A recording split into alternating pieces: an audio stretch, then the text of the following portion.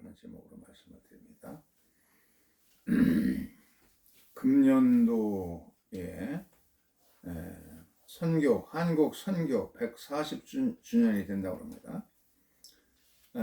오늘의 말씀 복음서에 보면은 내가 내게 주신 영광을 내가 그들에게 주었사오니 이는 우리가 하나 된 것 같이 그들도 하나가 되게 하려 함이니이다. 그렇게 말했습니다. 한국 선교 140주년을 맞이해 가지고 금년도에는 스크랜턴, 아펜셀라고 언더우드가 이렇게 대표적으로 온 것 같지만은 아펜셀라와 함께 감리교 선교사 가운데 북감리교의 선교사인 그 스크랜턴 부부하고 그리고 그의 어머니 메리 스크랜턴도 같이 와가지고 이룬 업적이 큰데 금년도는 메리 스크랜턴을 기억하는 그런 사업에 열심이고, 그래서 이 외국인 선교사 묘역에 이렇게 기념비를 세우고 무속과 거짓 선지자 멀리하는 사회를 만들자 하고 메시지를 선포하고 있는 감독들이 모여가지고 기념탑을 지금 세우고 있습니다. 양화진에서 기독교에 대한 감리의 선교 140주년을 맞이했습니다. 그래서 미국에서 대표단들이 오고 한미 교류 합작하면서 새로운 스크랜턴의 유업을 더 크게 확장하자는 그런 선교 협약을 했다고 합니다. 1885년 5월 3일 날 스크랜턴은 이제 서울에 도착을 했습니다. 5월 3일 날 도착했어요. 미국 코네티컷주의 뉴헤븐에서 태어나서 예일 대학을 졸업하고 이어서 뉴욕 의대를 졸업하고 의사가 되었습니다. 그래서 클리브랜드에서 의사 활동을 하다가 그 엄마가 아버지가 일찍 돌아가셨어요. 이 사람들은 미국의 아주 굉장한 상류층에 속해 있는 인물들인데, 그래서 남편이 돌아가자 아들이 이제 결혼하자마자 우리 저 한국에 코리아라는 데가 있는데 아주 미개하고 불쌍하다. 거기 가서 선교하면서 하나님께 영광 돌리자 하고 아들 부부를 꼬드겨 가지고 이제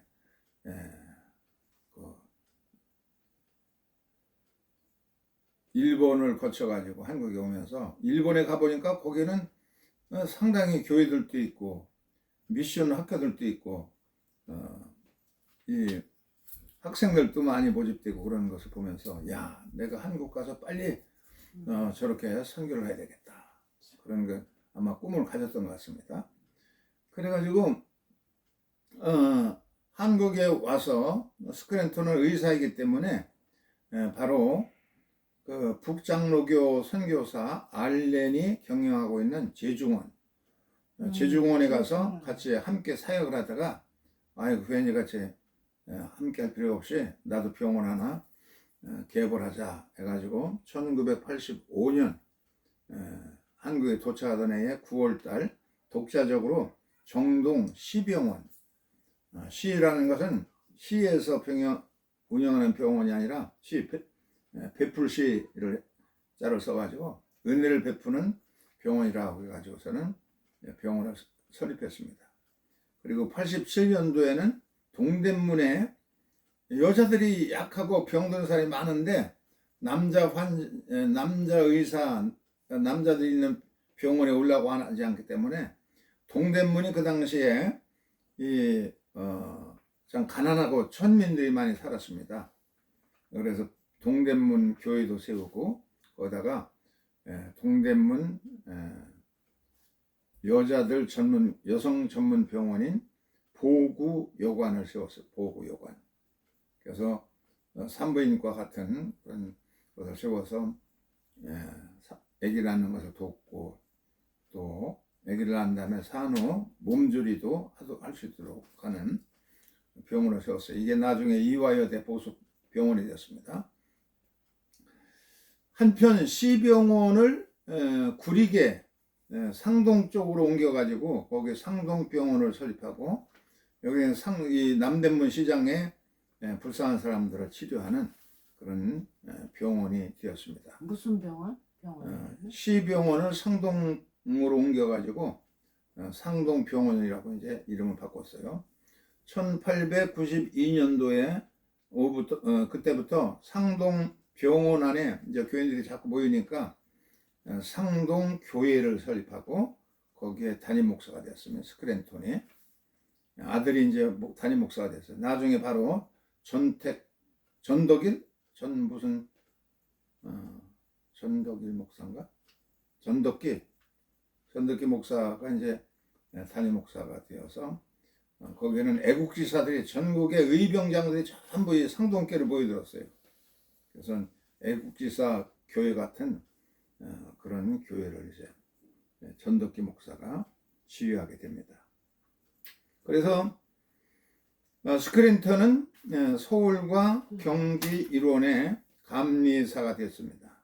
한국 교회를 실질적으로 관리하는 그런 사람이 되었고, 1907년 6월까지 22년 동안 한국 선교를 위한 그런 헌신을 했습니다. 그래서 1922년도에 3월 달에 일본 고베에서 소천했어요. 그래서 한 24년 동안 사역을 했는데, 한국에서 거기 있으면서 이 메리 스크린턴 어머니는 일찍 과부가 됐어요. 그래서 그냥 젊어서부터 활기차게 그냥 활동을 할 수 있었던 겁니다. 76세 돌아가실 때까지 이화학당을 설립하고, 그래서 이화여고, 이화여중, 또 외국어 고등학교, 이화여대 이런 것을 세우고, 수원에도 3일 학교, 이게 이제 매향 여중 여고가 되었습니다. 이렇게 교육에 혼신을 다해 가지고 여자들이 교육을 받아 가지고 바로 서야 나라도 민족도 설 수 있고 교회도 산다고 생각했어요. 그리고 또 실천했습니다. 당시에 이 선교사들이 왔을 당시에 이제 서울의 모습, 한양의 모습입니다. 사대문이 있고 그 사이에 이제 작은 소문들이 있고, 서울 모습이죠. 경복궁을 중심으로 해가지고.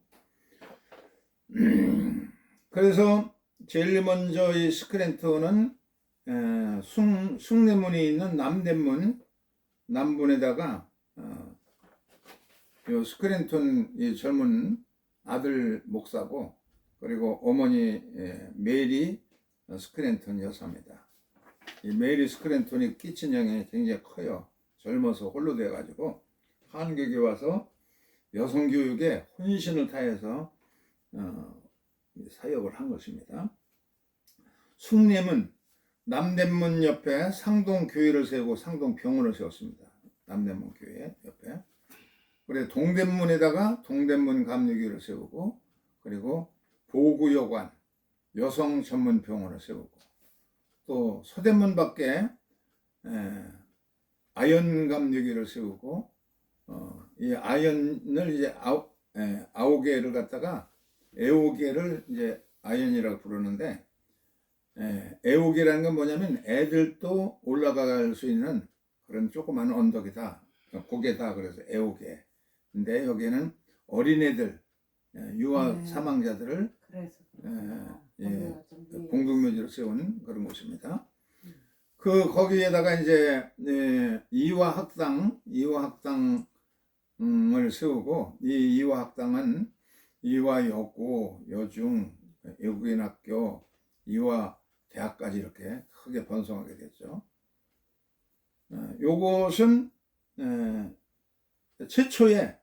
최초에는 한국에 이 건축술이 없었기 때문에 이런 기와집, 고관대에 살던 기와집을 사가지고 그것을 개조해서 학교를 만들었어요.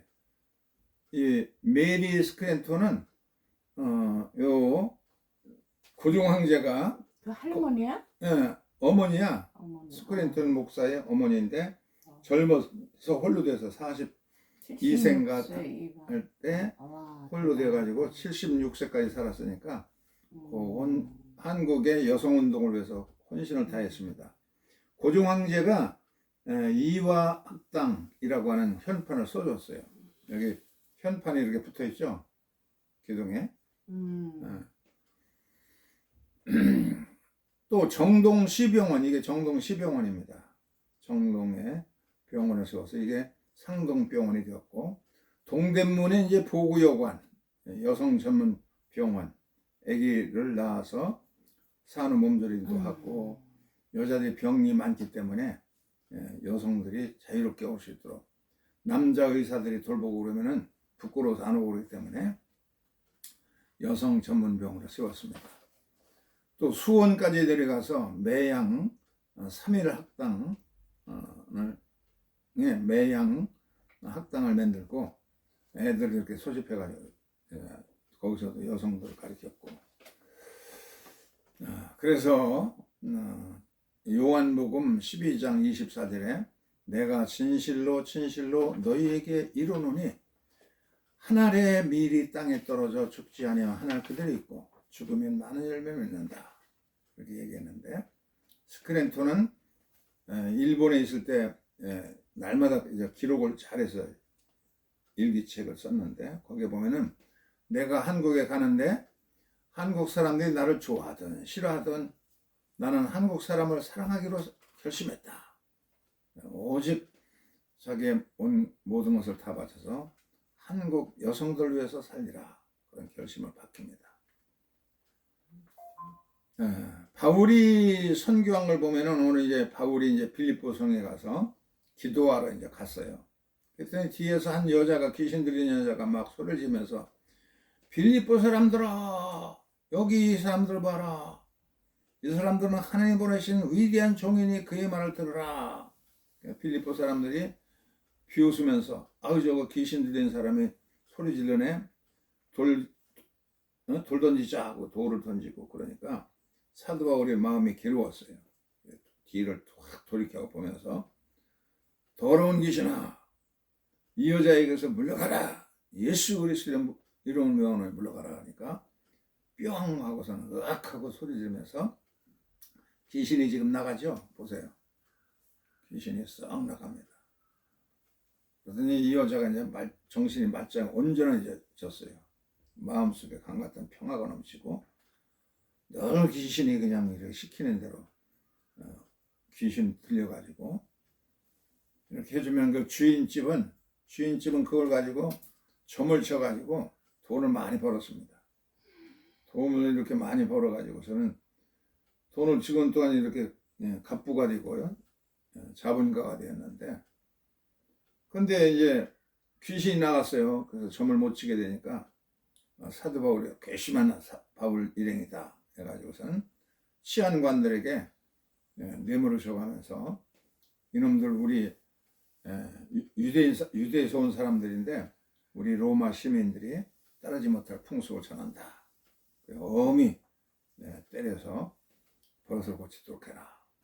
그러니까 이 치안관들은 그냥 뭐 죄를 묻지도 않고 뭐 그냥 무조건 자기 부하를 시켜가지고 몽둥이로 막 때리게 합니다. 그냥 죽으라고 그냥 착고를 채우고 쇠사를 묶고 내리치는, 거의 초죽음이 되어서 감옥에다가 쳐넣어가지고 발에는 착고를 채우고 손에는 쇠사를 묶어놓고.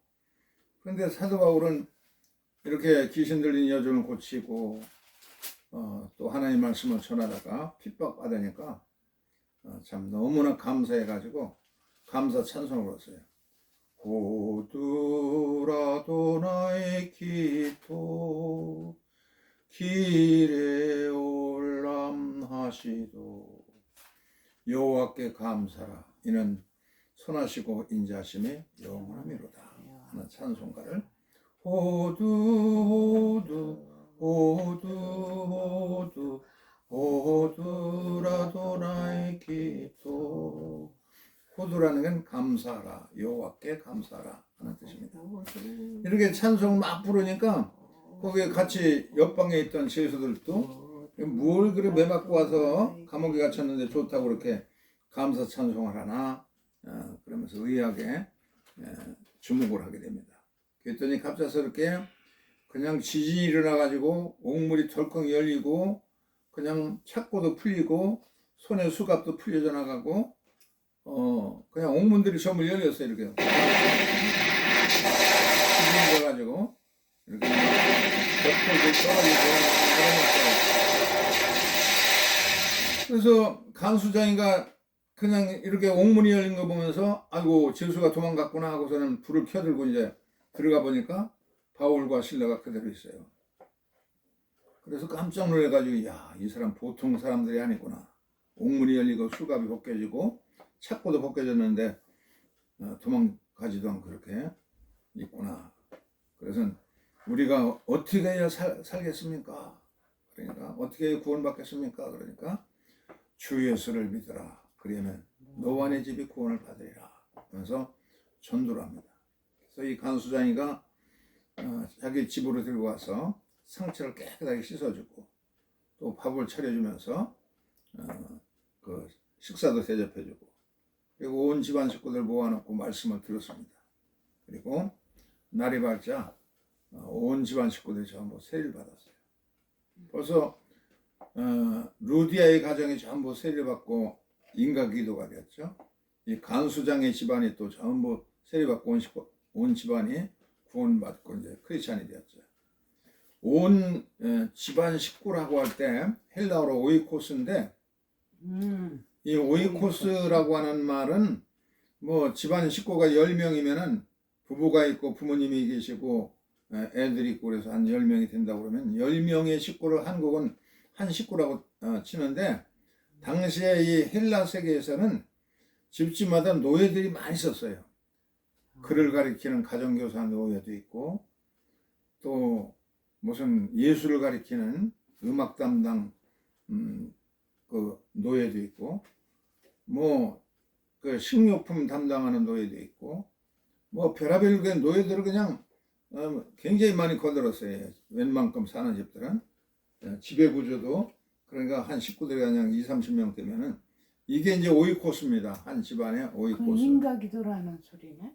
그렇죠. 인가기도가 되면은 한 집안은 우리 식으로 하면 한 10식구들 세례받았다 그렇게 생각하는데 그게 아니라 이 헬라 로마 세계에서는 거기에 속하 있는 이런 노예들이 많이 있기 때문에 부대 가족들이 있어가지고 20-30명이 이제 세례를 받은 것이나 마찬가지입니다. 이렇게 거대한 식구들이 벌써 두 가족이 인가기도 됐으니 얼마나 많아요. 이렇게 놀라운 결과를 가져와서 세계를 참 뒤흔드는 소란스럽게 하는 어디 가든지 이런 일들이 있게 되었습니다. 지금도 거기 빌립보에 가보면 이런 지진 때 무너졌던 그 감옥의 건물이 있습니다. 벽돌을 이렇게 해놓고 이것이 이제 지진에 무너졌던 그런 상태로 그대로 보관이 되어 있습니다.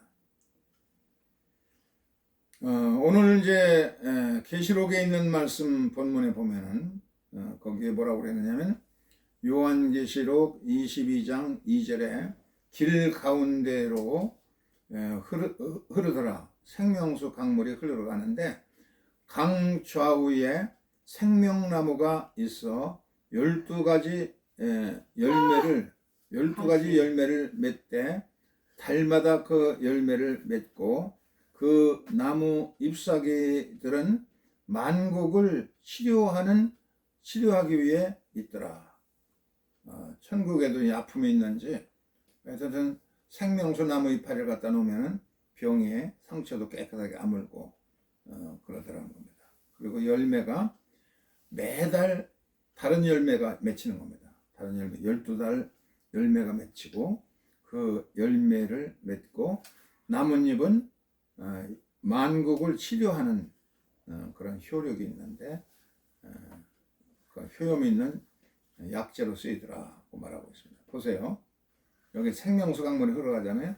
그 근원은 보좌와 어린 양으로부터 물이 쏟아집니다. 그래가지고서는 그 강물이 흘러가는 양 옆에 생명나무들이 이렇게 자라죠. 근데 이것이 이제 매달 꽃이 피고 열매를 맺고 그런데 저마다 다른 열매를 생명나무 과일을 맺혀가지고 그 잎사귀도 효임이 있고 그렇다는 겁니다. 이 사람은 샘반 약헨이라는 사람인데 시골 출신이에요.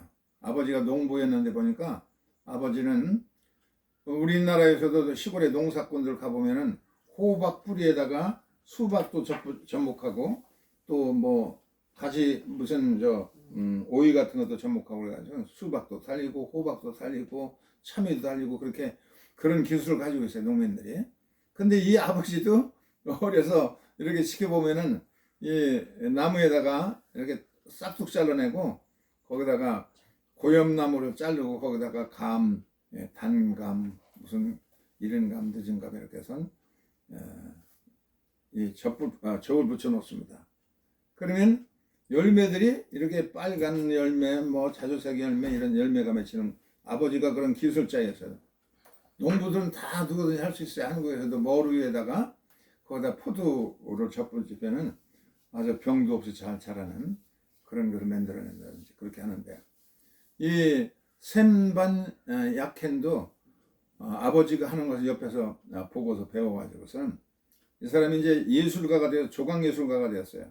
그래서 아버지가 하던 한 나무에서 요한계시록에 있는 생명나무처럼 매달 다른 열매가 맺히는 것이 없을까 하고 연구하면서 작품으로다가 자기 예술대학 앞에다가 이런 봄에 꽃 피는 나무를 심었어요. 요게 한 보름 피다가 이제 뭐 벚나무도 보름 동안 피다가 이제 지고 떨어진 그만 아니에요?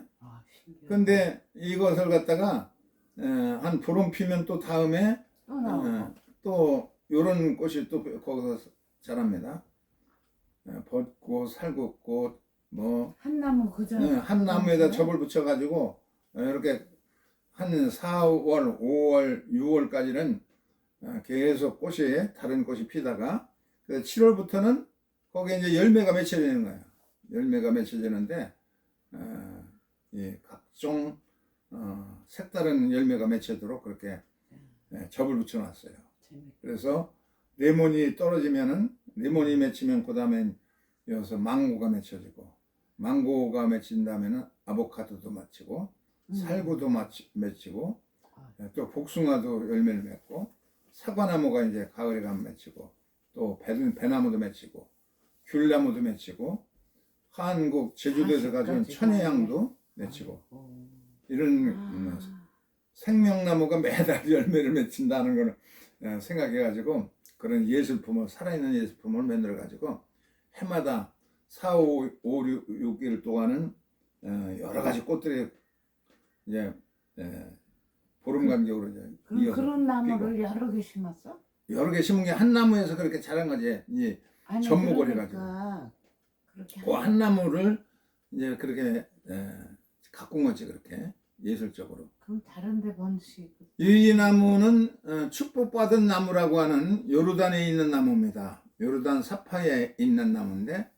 1500년 됐다고 합니다. 이 나무는 왜 유명하냐면 그 무하메드가 12살 때에 메카에서 시리아 쪽으로 오다가 12살 때 여기에서 기도를 했어요. 그래서 그건 깨우침을 얻었다 해서 유명한 나무가 된 겁니다. 또 이 나무는 천년 된 나무인데 그 미국의 원주민들 인디안들이 당시에 5개 부족이 서로 날마다 싸우고 있었어요. 그래서 우리가 싸우지 말자. 뭐처럼 그냥 서로 죽이고 그러냐. 그래서 평화의 나무라고 그래서 이 나무를 심고 이 섬에 조그만 호수 안에 있는 조그만 섬에다가 나무를 심고 절대로 우리가 싸우지 말고 평화롭게 지내자. 그리고 위에는 독수리 상을 이제 해놨어요. 왜냐하면 독수리의 눈으로 보면은 전체를 전부 볼 수가 있다. 그냥 괜히 조그만 부족끼리 그냥 이렇게 서로 싸우고 칼질하고 그러지 말고 높이 독수리의 눈으로 하나님의 눈으로 위에서부터 이렇게 내려다보면은 싸울 이유가 없다. 다 상대방을 이해할 수 있고 그러니까. 그래서 평화의 언약을 맺고 이 나무를 심었는데 이렇게 잘 자란 그런 나무가 있습니다. 이것은 시타르트가 인도의 보리수 나무입니다. 이게 바흐르 보드 가야에 있는 이렇게 큰 나무입니다. 보리수 나무가 이 시타르타 고타마라고 하는 부처가 여기서 그 진리를 터득했어요. 깨우침 얻었어요. 그래서 유명한 나무입니다. 우리나라도 이제 여러 나무들이 있지 않습니까? 그런 나무들이 있는데 이 나무들을 잘 사랑하고 가꾸는 것. 하나님 나라에서도 천국, 하나님의 도래한 새 예루살렘에 생명수 강물이 흘러가는데 그 양쪽에 생명나무들이 그렇게 무수하게 있어서 그 이파리만 가지고도 아픔을 치료하는 효과가 있다는 겁니다. 그 미국에서는 이제 자기 나라에서 전도가 잘 안 되니까 아프리카에서 열심히 전도합니다. 그래서 짐바브웨라고 하는 적도 아래에 나라가 있는데 거기에 가서 열심히 전도해 가지고 연합 감리교를 세웠어요.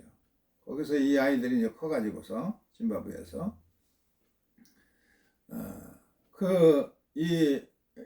이 나라는 그냥 서구에서 사람들이 가서 그냥 흑인을 잡아다가 노예로 부려먹고 그 땅에 있는 자원들을 전부 그냥 착취하고 그래가지고 이제 죽은 폐허가 되고 병들도 많고 문제가 많이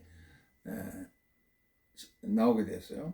이 사마소라고 하는 여성이 있는 여성 지도자인데 그 짐바브웨 감리교 연합감리교회 이제 교인입니다.